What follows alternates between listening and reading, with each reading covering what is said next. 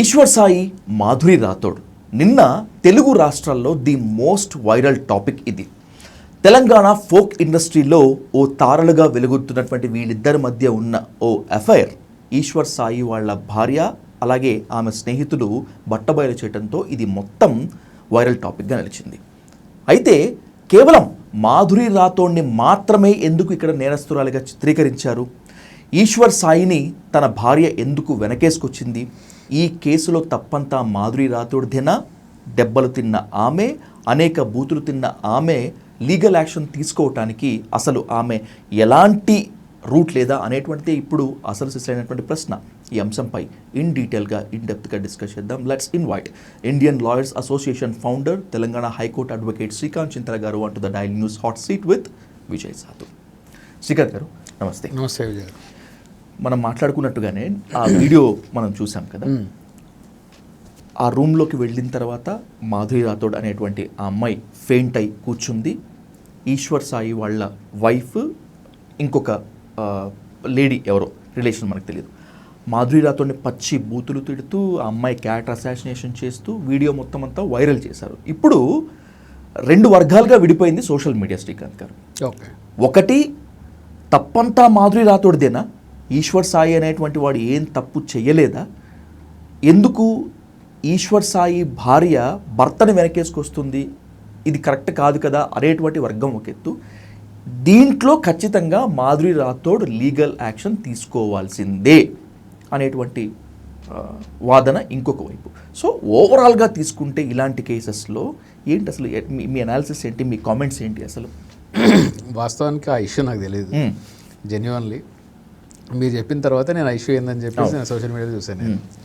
కానీ ఆ వీడియోస్ అవి చూస్తుంటే పాపం నాకు ఆ అమ్మాయి మీదనే జాలి కలిగింది, ఆ సింగర్ మీద, Madhuri yeah, singer and dancer. ఆ అమ్మాయి వీడియోస్ కొన్ని చూసాను. సో ఇక్కడ ఇప్పుడు వరకు మేము ఇన్ని కేసెస్, మ్యాట్రిమోనియల్ కేసెస్ చూస్తుంటాం కదా, మీకు తమాషా అనే విషయం కూడా చెప్తాను. ఇప్పటి వరకు ఏ ఉమెన్ కూడా మా దగ్గరికి వచ్చి నా భర్త దగులుబాజీ, ఓకే, నా భర్త పనికిమాలినవాడు, వీడు ఒక శుద్ధ వెధవ, వీడు ఒక వేస్ట్ ఫెలో అని చెప్పిన వాళ్ళు లేరు.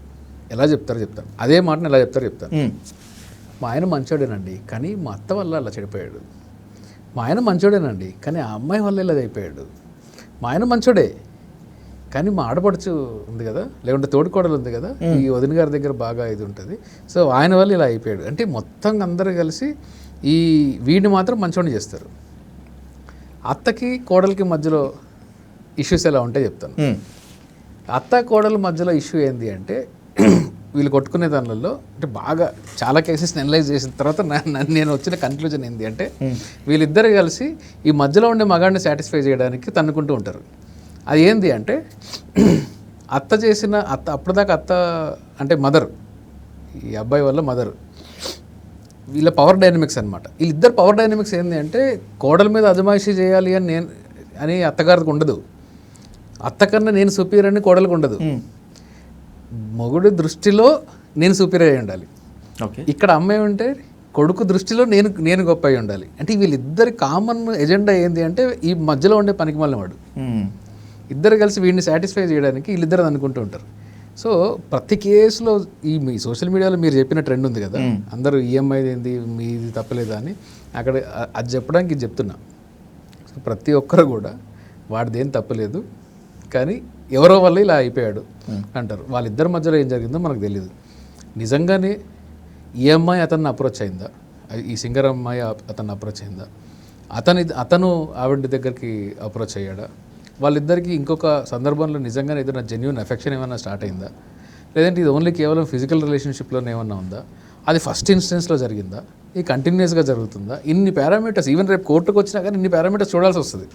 ఇవన్నీ చూడకుండా ఒక ఇన్సిడెంట్, ఒక వీడియో చూసి ఈ సోషల్ మీడియాలో తన్నుకొని, వాళ్ళ సంబంధం లేని విషయంలో తన్నుకొని మూడో వాడు లైఫ్లోకి వెలిపెట్టి వీళ్ళు ఒపీనియన్స్ ఫామ్ చేసుకునే వాళ్ళందరూ కూడా ఏమి పని లేని టైంపాస్ చేసే బ్యాచ్ ఇదంతా. సో లీగల్గా మాట్లాడుకుంటే ఇద్దరు కన్సెంటింగ్ అడల్ట్స్, వాళ్ళిద్దరి మధ్యలో ఒక సెక్షువల్ రిలేషన్షిప్ ఉంటే, మ్యారీడ్ అయినా అన్మ్యారీడ్ అయినా కానీ దానివల్ల అగ్రీవ్డ్ పర్సన్ ఎవరైతే ఉంటారో, అంటే ఈ కేసులో ఈ అబ్బాయి వైఫ్, అమ్మాయి పేరుందో నాకు తెలీదు, ఈ వైఫ్ అగ్రీవ్డ్ అయి ఉంటే తను అట్ ద బెస్ట్ ఏం చేయొచ్చు అంటే కాంపెన్సేషన్ అడగొచ్చు, ఎందుకంటే హెవీ కాంపెన్సేషన్ తీసుకోవచ్చు. అలాగే డొమెస్టిక్ వైలెన్స్ చట్టం కింద ఈ అబ్బాయి తనని మానసిక ఒత్తిడికి అట్లాగే ఈ డొమెస్టిక్ వైలెన్స్కి గురి చేశాడు కాబట్టి, మెంటల్ ఇంజరీ కాజ్ చేశాడు కాబట్టి ఎగ్జాంపులరీ కాస్ట్ తన దగ్గర నుంచి తీసుకోవచ్చు, క్రిమినల్ కేసులు పెట్టుకోవచ్చు, అంటే తన మీద డొమెస్టిక్ వైలెన్స్ క్రిమినల్ కేసులు పెట్టుకోవచ్చు, 498 అనేవాళ్ళు ఇంతకుముందు. ఈ ఎపిసోడ్ని చూపించి డైవర్స్ తీసుకోవచ్చు. ఇవి తనకుండేది. ఈ హక్కులన్నీ ఎవరికి ఉన్నాయి? కేవలం అమ్మాయికి ఉన్నాయి. ఎందుకున్నాయి? అమ్మాయి అగ్రీవ్డ్ పార్టీ కాబట్టి, అఫీషియల్లీ వైఫ్ కాబట్టి it's only grounds for divorce అంతే. క్రిమినల్ లా కూడా ఏమి అట్రాక్టివ్ అవ్వదు. ఇప్పుడు బైగామీలోకి వెళ్ళాలంటే అతను ఏదైనా పెళ్లి చేసుకుని ఉన్నట్టు, సహజీవనం చేస్తున్నట్టు అవి చూపించి ఆ పారామీటర్స్ అంటే మేబీ ఓన్లీ తన వరకు మాత్రమే అది అట్రాక్ట్ అవుతుంది. దట్టు దానిలో కూడా అగ్రీవ్డ్ ఎవరు? ఓన్లీ వైఫ్ మాత్రమే. మూడో వాళ్ళకి సేమ్ సంబంధం లేదు దీనిలో. ఇప్పుడు ఈ అమ్మాయి యాంగిల్లో ఆలోచిస్తే అంటే ఇది లీగల్ రాంగ్గా అంటే ఒక పర్సనల్ రిలేషన్షిప్స్లో జరిగిన అంశాలు ఇవన్నీ. ఆ పర్సనల్ రిలేషన్షిప్కి ఉండే లా లిమిటెడ్గా ఉంది. ఆ లాకి సంబంధించి మాత్రమే ఆ అమ్మాయికి హక్కులు ఉన్నాయి కాబట్టి భార్య పూర్తిగా 100% యాజిటేట్ చేయొచ్చు, తనకి పూర్తి హక్కులు ఉన్నాయి. ఇప్పుడు పబ్లిక్ డొమైన్లోకి వద్దాం. ఈ అమ్మాయి వీడియోలు అంటే తను మాధురి అనే సింగర్ డాన్సర్ వీడియోలు ఇప్పుడు ఈ సోషల్ మీడియాలో వైరల్ చేస్తూ అమ్మాయి బెడ్రూమ్లో ఉన్నప్పుడు సిచ్యువేషన్స్, ఈ అబ్బాయి షర్ట్ లేకుండా ఇది వీడియోలు చూసాను. ఆ వీడియోని వైరల్ చేసే రైట్ ఎవరికీ లేదు. ఈ అమ్మాయి ప్రైవసీని కాంప్రమైజ్ చేస్తూ ఆ అమ్మాయి కన్సెంట్ ఇవ్వలేదు కదా, ఆ వీడియోలో అమ్మాయిని కొడుతున్నారు, దాంట్లో కొడుతున్నారు, తిడుతున్నారు, వల్గర్గా మాట్లాడుతున్నారు. ఎవరికి రైట్ లేదు, అట్లా మాట్లాడే రైట్ లేదు. నీకొక అన్యాయం జరిగింది, సడన్ అవుట్రేజ్లో ఏదన్నా నీ భర్తను తిట్టావు, అక్కడి నుంచి వెళ్ళిపోయి కేసులు పెట్టుకో, నీ రైట్స్ కోర్టులో అజిటేట్ చేసుకో. కానీ ఈ అమ్మాయి మీద అంతటి డిఫేమ్ చేసే విధంగా అంత తనని అక్యూజ్ చేసుకుంటూ, అబ్యూజ్ చేసుకుంటూ, కొట్టుకుంటూ, వల్గర్గా మాట్లాడుకుంటూ, ఇదంతా కరెక్ట్ కాదు. ఇది ఒక యాంటీ సోషల్ బిహేవియర్. ఇది ఏ సోషల్ ఇది అసలు చూడడానికి కూడా చాలా జుగుప్సగా కలిగించింది. పచ్చగా ఉన్నటువంటి సంసారంలో చిచ్చు పెట్టింది. భార్యాభర్తల్ని వీళ్ళందరూ సర్వసాధారణంగా మాట్లాడేటువంటి మాటలు. పచ్చగా ఉన్నటువంటి సంసారంలో చిచ్చు పెట్టింది, భార్యాభర్తల్ని విడదీసింది. అందుకే భార్య వచ్చి ఆమెని అలా కొట్టింది, తిట్టింది, వీడియోస్ రిలీజ్ చేసింది, తప్పేముంది అని వాదించే వాళ్ళు ఉన్నారు. లేదు ముమ్మాటిగా తప్పే, మీకు ఎటువంటి రైట్ లేదు. భార్య అయినా కానీ ఇంకొక పర్సన్ వీడియోస్ని, ఇంకొక పర్సన్ ప్రైవసీని కాంప్రమైజ్ అయ్యే రైట్ తనకు లేదు. తనకు అన్యాయం జరిగింది, కోర్టులో ప్రూవ్ చేసుకోండి. కోర్టులో తనకి ఒక ఎక్స్ట్రా మ్యారిటల్ అఫేర్ ఉంది, దీనివల్ల నేను సఫర్ అవుతున్నాను కాబట్టి నాకు న్యాయం చేయండి అని చెప్పేసి మీరు కోర్టులో ఫైట్ చేసుకోండి. కానీ ఈ అమ్మాయి ప్రైవసీని కాంప్రమైజ్ అవ్వకూడదు. యాక్చువల్గా నన్ను అడిగితే ఈ అమ్మాయి వీళ్ళ మీద కేసులు పెట్టాలి. మాధురి రాథోడ్ వాళ్ళ మీద కేసులు పెట్టాలి. అవే వీడియోలు తీసుకొని వెళ్ళి ఆ వీడియో కేసులు పెట్టాలి. ఈ వీడియోలు అన్ని సోషల్ మీడియా నుంచి డిలీట్ చేయమని చెప్పి ఆ యూట్యూబ్, ఇన్స్టాగ్రామ్, ఫేస్బుక్ వాళ్ళు ఎవరైతే ఉన్నారో వాళ్ళందరినీ కూడా పార్టీ చేసి ఆ వీడియోస్ అన్నింటినీ డిలీట్ చేయించుకోవాలి. అవసరమైతే సివిల్ కోర్టుకి వెళ్ళాలి, హైకోర్టుకి వెళ్ళాలి. ఈ వీడియోలో ఎవరో మాట్లాడుతూ ఓవర్ యాక్షన్ చేసిన ఇంకొక లేడీ ఉంది, సాయి వాళ్ళ వైఫ్ కాకుండా ఇంకొక అమ్మాయి, వీడియో తీసే అమ్మాయి. ఆ వీడియో తీసే వ్యక్తి ఎవరైతే ఉన్నారో ఈ అమ్మాయి మీద కూడా కేసులు పెట్టాలి. ఎందుకంటే అమ్మాయి ఎక్కువ పచ్చి బూతులు తిడుతుంది. అమ్మాయి మీద కేసులు పెట్టాలి, ఆ అమ్మాయి మీద కేసులు పెట్టాలి. ఇన్ఫ్యాక్ట్ వీళ్ళందరి మీద కూడా ఈ అమ్మాయి తినని డిఫేమ్ చేసినందుకు ఒక క్రిమినల్ డిఫేమేషన్ కానీ కాన్సెప్ట్ నేను వ్యతిరేకం, కానీ సివిల్ డిఫేమేషన్ వేసి తిన వర్త్ చూయించుకొని సివిల్ డిఫేమేషన్ వేసి వీళ్ళందరి దగ్గర కూడా ఎగ్జాంపులరీ కాస్ట్లు తీసుకోవాలి అమ్మాయి. సో ఈ మొత్తం ఎపిసోడ్లో ఒక తప్పు జరిగింది అంటే అది ప్రైవేట్ పర్సనల్ లైఫ్లో, పర్సనల్ లాలో తప్పు, అది పబ్లిక్ రాంగ్ కాదు. కాబట్టి అగ్రీవ్డ్ పర్సన్ ఎవరైతే ఉన్నారో ఆ వైఫ్ తన వరకు తనని దాటి అంటే తను కాకుండా ఇంకెవరెవరైతే ఓవర్ యాక్షన్ చేస్తున్నారో వీళ్ళందరి మీద కేసులు పెట్టాలి. అప్పుడే చక్కగా అవుతారు వీళ్ళందరూ. అండ్ ఈ అమ్మాయి, ఈ రాథోడ్ అనే అమ్మాయి ఖచ్చితంగా తను లీగల్ యాక్షన్ తీసుకోవాలి. ఆ యాక్షన్ తీసుకుంటేనే ఇంకొకసారి ఇట్లాంటి ఎపిసోడ్స్ జరగకుండా తనే తప్పు చేసిందని ఒక యాంగిల్ని సొసైటీలో క్రియేట్ చేసి ఇప్పుడంతా ఒక స్టిగ్మా క్రియేట్ అయిపోయింది కదా అమ్మాయి చుట్టూ. అవును, ఇప్పుడు ఆ అమ్మాయి చుట్టూ ఒక స్టిగ్మా క్రియేట్ అయింది. ఇప్పుడు ఉండే సొసైటీలో మాట్లాడే వాళ్ళు ఎట్లా మాట్లాడతారు, తనేదో హౌస్ బ్రేక్ చేసిందని, క్యారెక్టర్ లేదని, ఇంకెవరితోనో పడుకుందని, ఇప్పటికే పడిపోయింది ఆ ముద్ర. అంతా సోషల్ మీడియాలో నోటుకొచ్చినట్టు వాగుతున్నారు. ఆ స్టిగ్మా క్యారీ అవుతుంది. ఆ స్టిగ్మా క్యారీ అవ్వకుండా చర్యలు తీసుకోవాలి. సో కోర్టు కూడా బహుశా నాకు ఐఎమ్ వెరీ షూర్ ఈ అమ్మాయి ప్రాపర్ లీగల్ రికార్డ్స్ తీసుకుంటే కోర్టు కూడా ఆ అమ్మాయిని రెస్క్యూ చేస్తుంది. ఆ స్టిగ్మా క్యారీ అవ్వకుండా చేయాలి ఆ అమ్మాయి చుట్టూ. అది దట్ ఈస్ నాట్ కరెక్ట్. అది ఒక మెచ్యూర్డ్ సొసైటీ అనిపించుకోదు. అది మనం ఎక్కడో మెచ్యూరిటీ లేక అవుతున్నామని నా ఫీలింగ్. మరొక ముఖ్యమైన ప్రశ్న, వేరే వాళ్ళ సంసారంలోకి నువ్వు దూరటమే ఒక తప్పు, వేరే వాళ్ళ మొగును తీసుకొచ్చి నువ్వు గడపటమే ఒక తప్పు, అసలు నీకు కోర్టుకు వెళ్ళేటువంటి రైట్ ఎక్కడ ఉంటుంది, నిన్ను ఎందుకు కొట్టకూడదు అనేటువంటిది కూడా ఇంకో ప్రశ్న ఉంది. లేదు, ఒకవేళ ఎవరన్నా ఏదైనా తప్పు చేస్తుంటే దానికి చట్టం ఉంది. ఎవరుంటే వాళ్ళు వచ్చి కొట్టేయడానికి తిట్టేయడానికి కుదరదు. చట్టం ఉంది. చట్టంలో ఏముంది, చట్టంలో ఆమె మీద మీరు నేను కేసు పెట్టగలమా? పెట్టలేం కదా. పెట్టలేము. సో చట్టంలో ఏముంది అనేది, we are all living in a democratic society under the constitution, rule of law. నాకు ఇష్టం వచ్చినట్టు నేను ఒక ప్రైవేట్ పర్సనల్ ప్రిజుడిసెస్తో నా జడ్జ్మెంట్స్ నీ మీద రుద్దుతానంటే కుదరదు. అది that is not correct. Exactly sir. ఈ ఈశ్వర్ సాయి, మాధురి రాథోడ్ ఎపిసోడ్లు మాత్రమే కాకుండా దీనికి ముందు దీని తర్వాత కూడా చాలా వచ్చాయి. నేను ఎన్నో విజువల్స్ చూసి చాలా ఇబ్బందిగా అనిపిస్తుంది. ఇప్పుడు ఆడపిల్లని వివాహేతర సంబంధం పెట్టుకుంది అనేటువంటి ఒక నెపం చూపించి చెట్లకి కట్టేసి కొట్టినటువంటి వీడియోస్ ఉన్నాయి. చంపేశారు. ఇంకా అన్నింటికన్నా దుర్మార్గంగా బట్టలు విప్పి పరిగెత్తించారు. ఇవన్నీ కోర్టు మెట్లెక్కినటువంటి ఘటనలు చాలా తక్కువ. We can count them on fingers. అంటే జ్యుడిషియల్ ప్రాసెస్కి భయపడి ఈ విక్టిమ్స్ కోర్టు మెట్లెక్కరా, లేకపోతే ఎలాగా నా జీవితం పోయింది అంటే ఎక్కడో ఒక సోషల్ స్టిగ్మా వీళ్ళు కూడా క్యారీ చేస్తారు. నేను తప్పు చేశానేమో, అవును నేను చేసిన తప్పు కదా అని వీళ్ళు కన్విన్స్ చేసుకుంటారు. చాలా మంది ఉంటారు అట్లా. అంటే ఇప్పుడు మీకు చాలా సాధారణంగా లవ్ మ్యారేజ్లు చేసుకున్నప్పుడు ఈ అమ్మాయి అబ్బాయిలతో మీరు ఎప్పుడైనా మాట్లాడి చూడండి, మీకు తెలిసిన సర్కిల్లో ఎవరున్నా కానీ వాళ్ళతో మాట్లాడి చూడండి.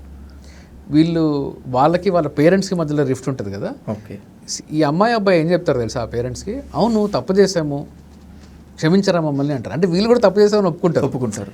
మేము కన్సెంట్గా నేను తప్పు చేయలేదు, నేను నా హక్కు ఇది, నాకు ఇష్టమైన వ్యక్తిని నేను పెళ్లి చేసుకోవాలనుకోవడం, నా ఇష్టమైన వ్యక్తితో నేను ఉండాలి అని అనుకోవడం అనేది ఇది నా రైట్. ఇది నా రైట్ని కాదని నువ్వు తప్పు చేస్తున్నావు అని చెప్పేవాళ్ళు ఎవరు ఉండరు.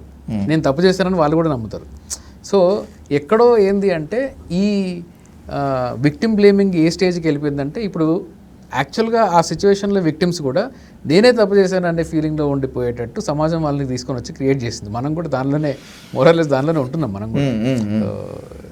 అది ఐ థింక్ సమ్వేర్ మనం ఇంకా సొసైటీలో ఆ ఓపెన్ మైండెడ్నెస్ అండ్ మెచ్యూరిటీని తీసుకురావడంలో మనం మ్యారేజ్ ఏంటి, ఇట్స్ ఎ పేపర్ వర్క్ అంతే. ఇద్దరిని మ్యారేజ్ అనేది ఇద్దరు వ్యక్తుల మధ్యలో బాండింగ్ లాగా ఉండాలి కానీ బైండింగ్ లాగా ఉండకూడదు. సో ఒక మ్యారేజ్లో ఉండే వాళ్ళు ఇంకొక వ్యక్తికి అట్రాక్ట్ అయ్యారు, ఇంకొక వ్యక్తితో వాళ్ళు పర్సనల్ రిలేషన్షిప్స్ ఏర్పరచుకున్నారు అంటే దాన్ని సివిల్ యాంగిల్లో చూడాలి తప్ప ఇలాంటి జడ్జ్మెంట్స్, ఇలాంటి క్రిమినల్ యాంగిల్ దానిలో తీసుకొని వచ్చి సోషల్ స్టిగ్మా క్రియేట్ చేసేటట్టు చేయడం అనేది అనాగరికం. ఆ రోజులు పోయినాయి. ఇప్పుడు మ్యారేజ్ అనే కాన్సెప్ట్ కూడా అవుట్డేటెడ్ అయిపోతుంది. ఇంకా నాకు తెలిసి ముందు మ్యారేజ్ అనే కాన్సెప్ట్ కూడా అవుట్డేట్ అయిపోతుంది. ఇట్లా మాట్లాడితే నేను సమాజాన్ని ఇది చేస్తున్నాను, కల్చర్ని నాశనం చేస్తున్నాను అని చెప్పేసి అని అంటారు. నన్ను కూడా అంటారేమో నాకు తెలియదు కానీ అంటారు. స్టిల్ అన్న వాళ్ళు ఎవరు కోలివింగ్ హాస్టల్స్ దగ్గరికి పోరు. కోలివింగ్ హాస్టల్స్ ఉన్నాయని చెప్పి ఒప్పుకోరు. ఓపెన్ మ్యారేజెస్ ఉన్నాయని ఒప్పుకోరు. మన హైదరాబాద్లో ఓపెన్ మ్యారేజెస్లో ఉండే కపుల్ నాకు కూడా తెలుసు. సో సొసైటీ ఎక్కడికో వెళ్తుంది. వీళ్ళందరూ ఈ సోషల్ మీడియాలో కొట్టుకునే వాళ్ళందరికీ 4 రోజులు టైంపాస్ చేసి వాళ్ళకి ఎటువంటి ఈ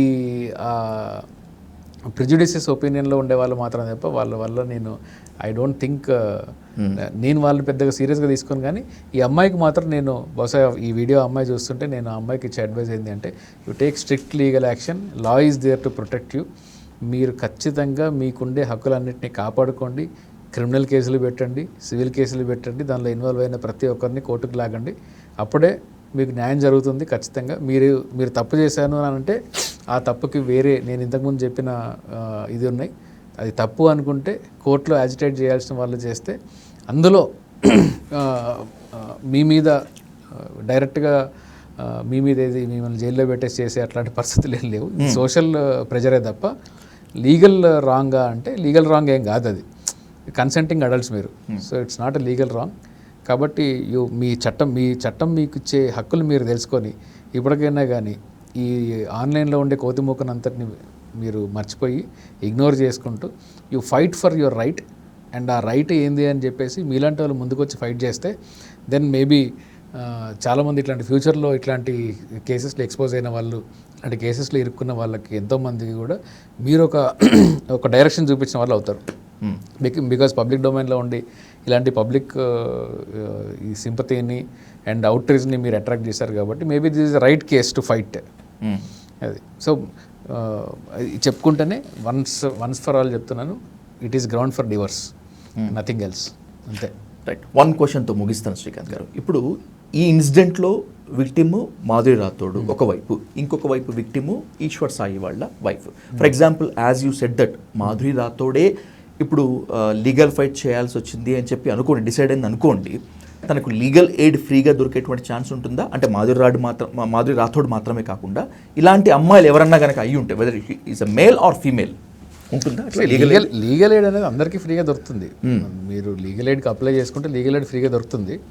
అట్లా కాకుండా ఇండిపెండెంట్ లాయర్స్ కూడా ఎంతోమంది, అంటే వాళ్ళ ఫైనాన్షియల్ కెపాసిటీ లేకపోతే, నేను బహుశా మీకు తెలిసే ఉంటుంది, జెన్యున్లీ